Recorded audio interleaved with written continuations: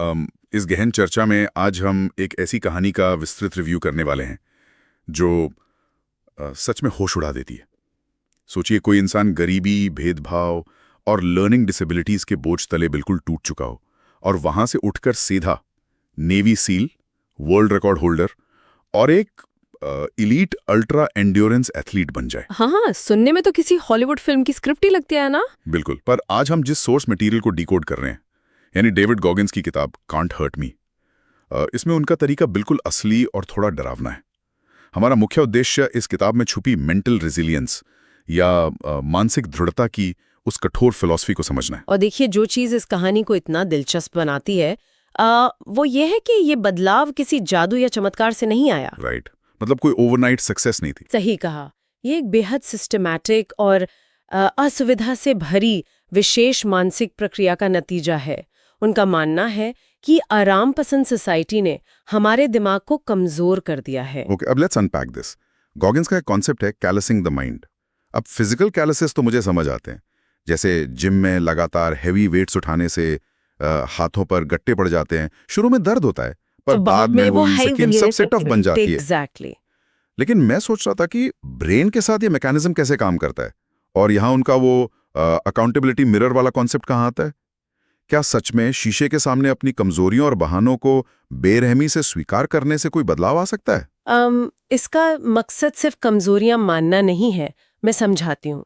ये अपनी रियलिटी की पूरी जिम्मेदारी लेने के बारे में है, जिसे वो टोटल ओनरशिप कहते हैं। ओह, टोटल ओनरशिप। चाहे हालात कितने भी खराब हों, बिल्कुल, चाहे स्थिति कितनी भी अनफेयर क्यों ना हो, आपको जिम्मेदारी लेनी पड़ेगी। जब कोई शीशे के सामने अपनी सच्चाई देखता है तो वो झूठी तसल्ली वाली परत हट जाती है। जिस तरह रगड़ से चमड़ी कठोर होती है, वैसे ही जानबूझकर असुविधा या डिस्कम्फर्ट का सामना करने से दिमाग मजबूत होता है। वाओ! तो जब सच्चाई मान ली और बहाने छोड़ दिए तो अगला कदम अपने लिमिट्स को तोड़ना होता है ना? यहीं पर उनका वो फेमस 40% रूल आता है, जहां तक मुझे याद है। सही पकड़ा आपने। जब हमारा दिमाग हमसे कहता है कि अब और हिम्मत नहीं बची, उस वक्त असल में हम अपनी क्षमता का सिर्फ 40% ही इस्तेमाल कर रहे होते हैं। इसके पीछे एक बायोलॉजिकल मैकेनिज्म काम करता है।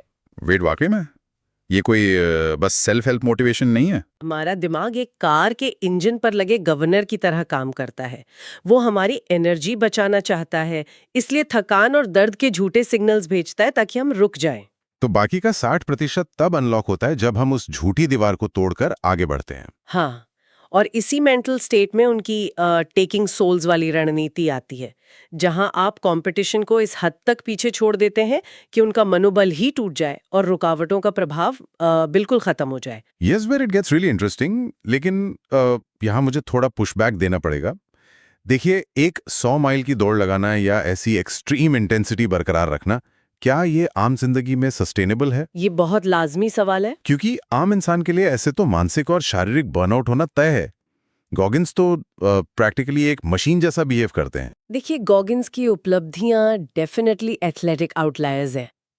उनका मकसद लोगों को हूबहू नकल करने के लिए मजबूर करना नहीं है। तो फिर आम लोगों के लिए इसका असली वैल्यू क्या है?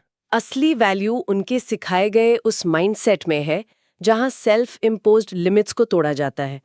जब कोई रियलाइज करता है कि उसका दिमाग उसे रोकने के लिए ट्रिक कर रहा है, तो वो किसी भी आम चुनौती में उस 40% वाले बैरियर को तोड़ सकता है बिना बर्नआउट के। समझ गया।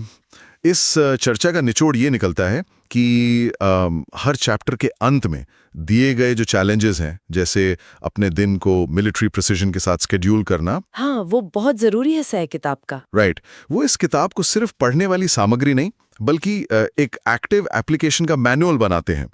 ये आलस्य और सेल्फ डाउट को तोड़ने का एक जबरदस्त वेकअप कॉल है। असल में ये फिलॉसफी आराम को हमारा सबसे बड़ा दुश्मन मानती है।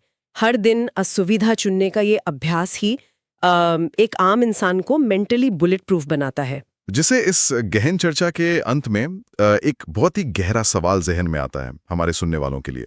अगर कोई व्यक्ति हर रोज सिर्फ एक ऐसा छोटा काम चुने जिसे वो सबसे ज्यादा बचना चाहता है, तो क्या 1 साल बाद उसकी मानसिक शक्ति एक ऐसी स्थिति में पहुंच जाएगी जहां आम रुकावटें उसे छू भी नहीं पाएंगी?